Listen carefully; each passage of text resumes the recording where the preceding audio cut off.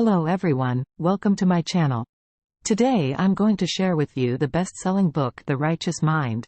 Why Good People Are Divided by Politics and Religion by psychologist Jonathan Haidt. I believe everyone has had this experience. When we judge whether something is right or wrong, good or bad, we often hold our own opinion as absolutely correct and insist that differing views must be wrong.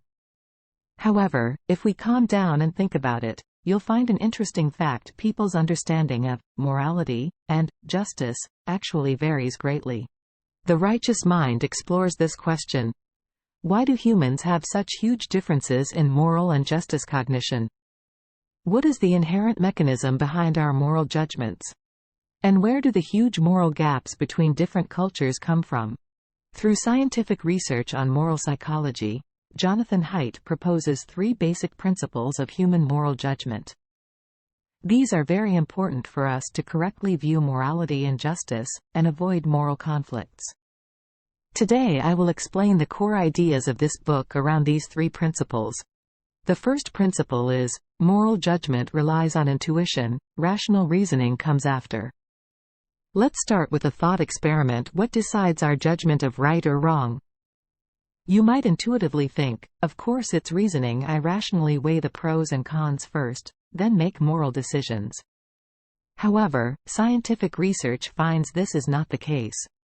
In human evolution, moral intuition appears much earlier than rational reasoning. Experiments show that even 6-month-old babies can distinguish good and bad puppets in a puppet show. Since babies already have moral intuition, our moral judgment ability clearly doesn't come from rational reasoning. More psychological experiments also show that when facing complex moral dilemmas, the main factor in people's judgment of right or wrong comes from moral intuition rather than rational reasoning. The emotional parts of the brain are more active than the reasoning parts. What role does rational reasoning play in moral judgment then? It acts more like a lawyer, defending the intuition. After we make moral judgments, reason finds all kinds of excuses to justify that judgment and make the conclusion look reasonable. So rational reasoning is not the starting point of judgment, but rationalization afterwards. In addition, research finds that people's physical environment also directly affects moral judgment. For example, when people smell odors or have washed their hands with soap, they judge moral issues more strictly. When people recall their own faults, they want to wash their hands or use wet wipes more. All these indicate that moral judgment is a process of intuition and emotion. So the first principle of moral judgment is, intuition comes first, rational reasoning after. Moral knowledge is innate in us and relies more on emotional intuition than reason. Next, let's look at the second principle, the 6-dimensional structure of the moral foundations. The traditional view is that moral judgments are mainly based on the 2 principles of not harming others and fairness and justice. However, Haidt finds from the perspective of moral psychology that the dimensions that make up the human moral foundations are far more than just these 2. Through extensive cross-cultural comparative studies, Haidt summarizes human moral intuition into 6 basic dimensions. They are paired opposites, constituting the 6-dimensional structure of moral judgment. The first dimension is care versus harm. This originates from human evolutionary care for offspring, and manifests as compassion for the weak. The second dimension is loyalty versus betrayal. It comes from humans' group living habits, and the need to judge whether others are trustworthy and worth cooperating with. The third dimension is fairness versus cheating. It lets us judge whether others are fair and credible, and worth cooperating with. The fourth dimension is authority versus subversion. It allows us to clarify our own position in the social hierarchy. The fifth dimension is sanctity versus degradation. This moral intuition originates from concerns over food hygiene. The sixth dimension is liberty versus oppression. It embodies humankind's innate tendency to resist oppression and fight for freedom. Different cultural backgrounds determine which dimensions people value more. For example, individualistic cultures emphasize care versus harm more, while collectivist cultures pay more attention to loyalty versus betrayal. The differences in moral judgments between groups often originate from different preferences over these 6 dimensions. So how do these 6 moral dimensions influence our judgment in real life? Let's take the example of women in India not dining at the table.